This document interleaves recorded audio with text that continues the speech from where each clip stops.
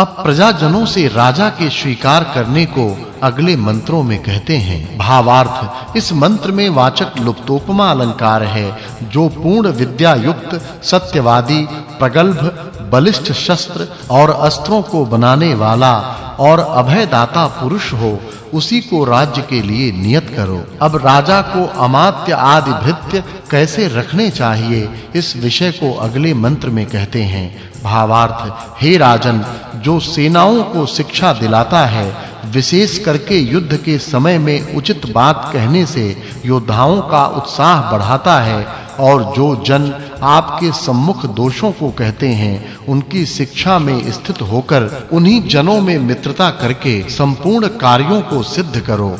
अब राजा को राज्य करने का प्रकार अगले मंत्र में कहते हैं। भावार्थ, हे राजन, जिस उत्तम कीर्ति को आप सुने और जो लोग राज्य पालन और युद्ध में चतुर हों, उनका स्वीकार करके सत्याचार से वर्ताव कर शांति से सज्जनों का अच्छे प्रकार पालन करके दुष्ट जनों को निरंतर दंड देवें, तभी सब जन धर्म के मार्ग का त्याग करके इधर-उधर न चलित होवें।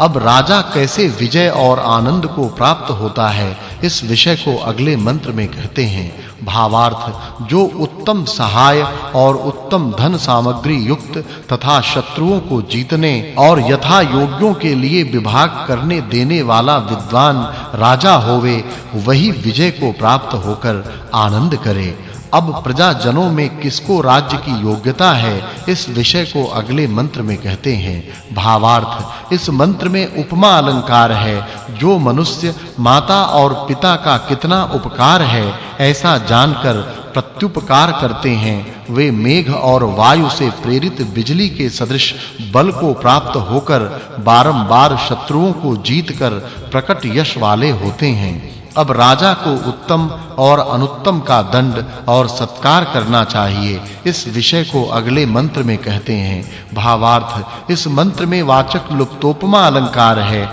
हे राजन, आप जो अपराध करे उसको दंड के बिना मत छोड़ो, और जैसे यजमान विद्वान जन को यज्ञ में स्वीकार करके धन देके सुख देता है, वैसे ही श्रेष्ठ सभासदों का स्वीकार करके ऐश्वर्य दे सबको आनंद दीजिए। अब राजा को वेगवान यंत्रों को बना दुष्ट संशोधन करना चाहिए, इस विषय को अगले मंत्र में कहते हैं। भावार्थ, इस मंत्र में वाचक् लुप्तोपमा अलंकार है, जो मनुष्य कला कौशल से चक्र यंत्रों का निर्माण करके वेग युक्त वाहनों को प्राप्त होकर रमण करते हैं, वे ऐश्वर्य को प्राप्त होकर और कुटिलता को त्याग कर सुख को प्राप्त होते हैं। अब राजदंड की प्रकर्षता को अगले मंत्र में कहते हैं। भावार्थ, जिस राजा के प्रजाजनों में प्राणियों वा शयन किए हुओं में दंड जागता है, वह अभय का देने वाला पुरुष किसी से भी भय को प्राप्त नहीं होता है। अब प्रजाजनों को कैसे सुख और ऐश्वर्य हो,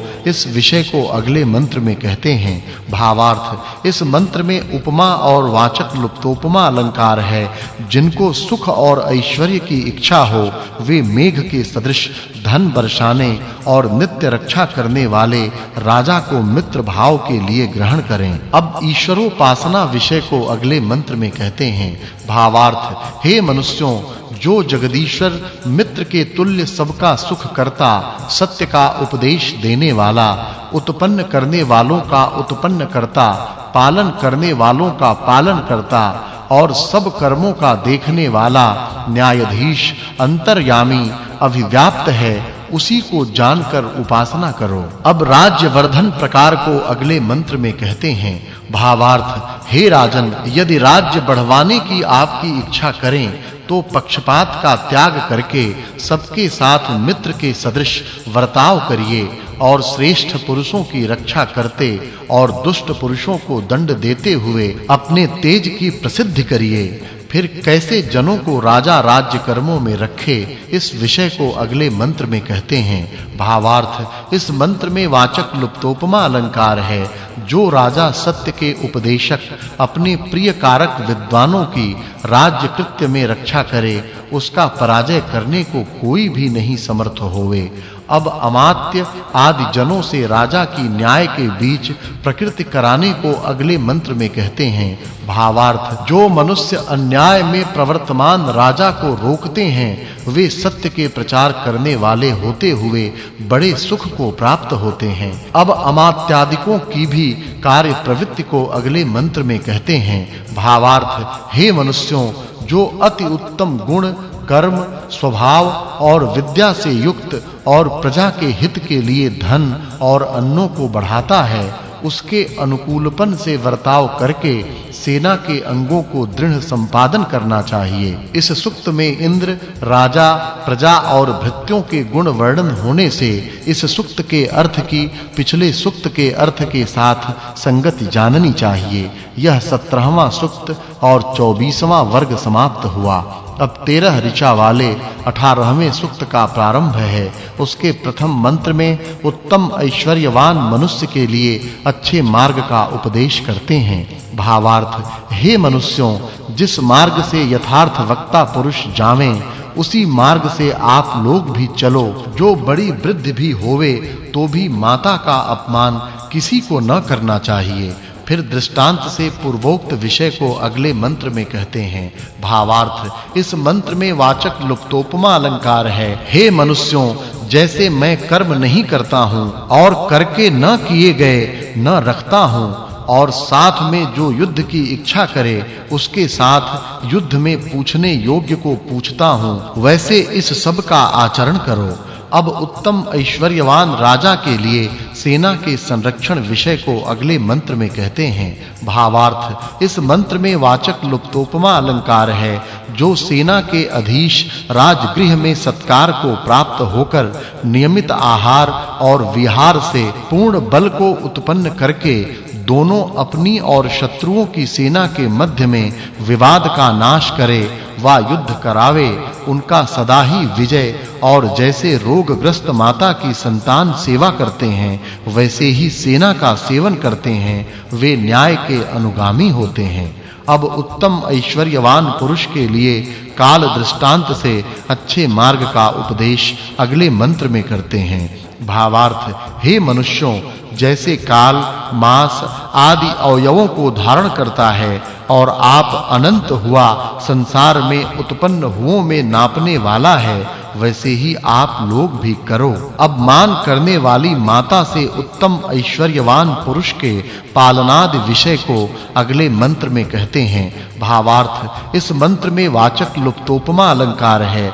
जो माता सूर्य के सदृश जिन अपने संतानों को बोध कराती और दुष्ट आचरणों को दूर करके शिक्षा करती है तो वे संतान उत्तम होते हैं। अब मेघ के कृत्य को अगले मंत्र में कहते हैं। भावार्थ इस मंत्र में उपमा अलंकार है। हे मनुष्यों यह नदियां मेघों की पुत्रियां अर्थात उनसे उत्पन्न हुई तटों को तोड़ती और अव्यक्त शब्दों को करती हुई प्रातः कालों के सदृश जाती हैं ऐसे ही सेना शत्रुओं के सम्मुख प्राप्त होवे। फिर मेघ विषय को अगले मंत्र में कहते हैं। भावार्थ इस मंत्र में अदिति सूर्य और मेघ के अलंकार से सेना सभाध्यक्ष और राजा के कृत्य का वर्णन है। जैसे अंतरिक्ष के पुत्र के समान वर्तमान सूर्य मेघ का नाश करके नदियों को बहाता है वैसे ही विद्वानों का उत्तम प्रकार शिक्षित पुत्र सेना का अध्यक्ष शत्रुओं का नाश करके सेनाओं को ऐश्वर्य प्राप्त कराता है।